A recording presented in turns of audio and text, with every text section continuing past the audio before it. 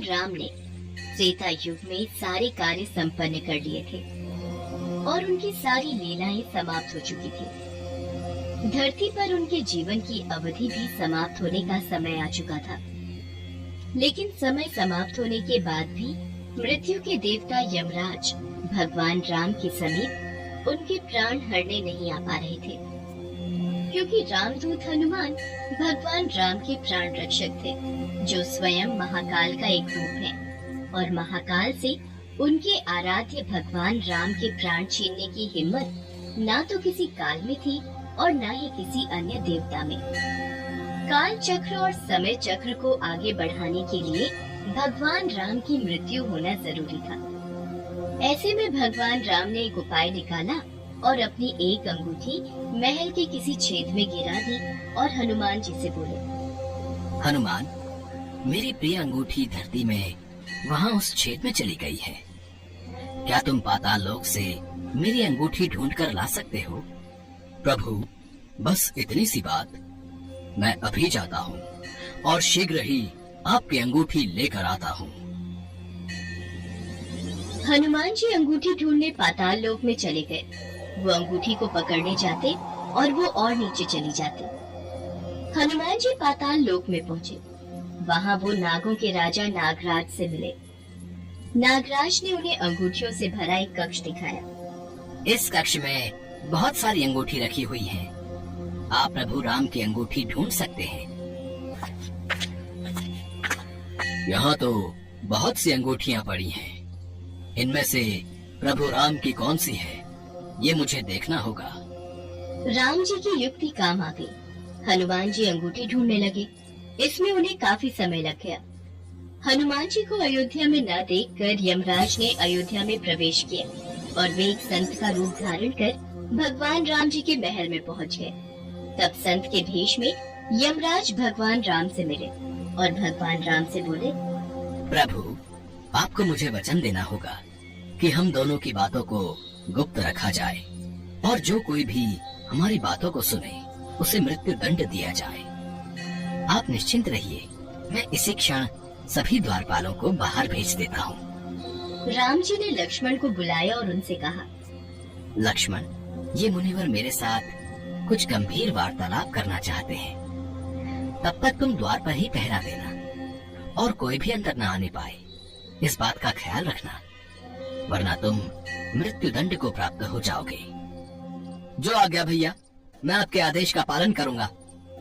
लक्ष्मण के जाने के बाद उस संत ने भगवान राम को अपना असली रूप दिखाया और बोले, हे प्रभु, मैं आप ही का सेवक हूँ और आपने ही मुझे ये कर्म दिया है कि इस संसार से समस्त जीव जंतु एवं प्राणियों का प्राण हरना, और ये मेरा धर्म भी है।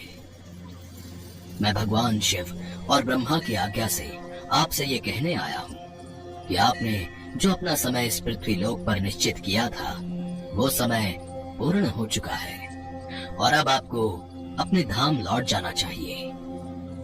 इससे सभी देवी देवताओं में आपको विष्णु स्वरूप में देखकर उत्साह की लहर दौड़ जाएगी।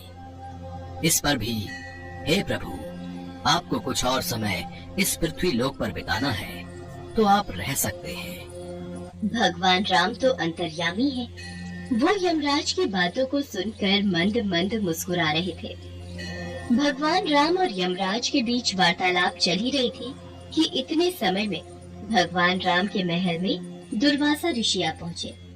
प्रणाम गुरुवर, कहिए मैं आपकी क्या सेवा कर सकता हूँ? हमें भगवान राम से मिलना है, अभी तुरंत। गुरुवर महाराज, भैया राम अभी किसी से नहीं मिल सकते। उन्होंने किसी को भी कक्ष में न आने का आदेश दिया है। मैं उनके समक्ष नहीं जा सकता। लक्ष्मण की बातों को सुनकर दुर्वासा ऋषि को क्रोध आ गया और वो श्राप देने लगे। मेरा इतना घोर अपमान! अगर मुझे राजा राम से नहीं मिलने दिया गया तो मैं पूरी अयोध्या नगरी को अपने श्राप से जलाकर भस्म कर दूंगा।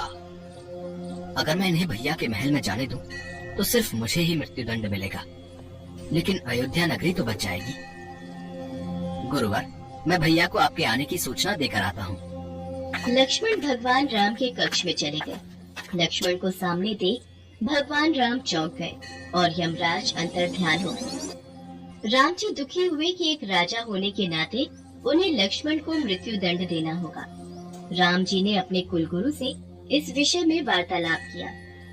राम, किसी अपने का त्याग करना भी मृत्यु दंड के बराबर है, इसलिए तुम लक्ष्मण का त्याग कर दो। लक्ष्मण ने गुरुदेव और राम जी के बीच हुआ वार्तालाप सुन लिया और वे श्री राम से बोले, भैया, आप मेरा त्याग मत करना, मैं ये सहन नहीं कर पाऊंगा। आपके वचन का पालन करते हुए मैं स्वयं ही अपने शरीर का त्याग कर दूंगा। लक्ष्मण ने अपने भ्राता श्री राम का वचन निभाने के लिए अयोध्या की सरयू नदी में समाधि लेकर शेषनाग का रूप ले लिया और फिर भगवान विष्णु के निवास स्थान क्षीर सागर में जाकर उत्पन्न हो गए। उसके बाद भगवान राम भी लक्ष्मण के वियोग में थे। उन्होंने भी सरयू नदी में जाकर जल समाधि ले ली और अपने परम धाम को चले गए। उसके पश्चात हनुमान जी जब अंगूठी लेकर वापस लौटे तो प्रभु राम को महल में न पाकर हनुमान जी बहुत दुखी हुए। प्रभु, आपने जानबूझकर मुझे पाताल लोक में भेजा था ताकि मैं आपको रोक ना सकूं।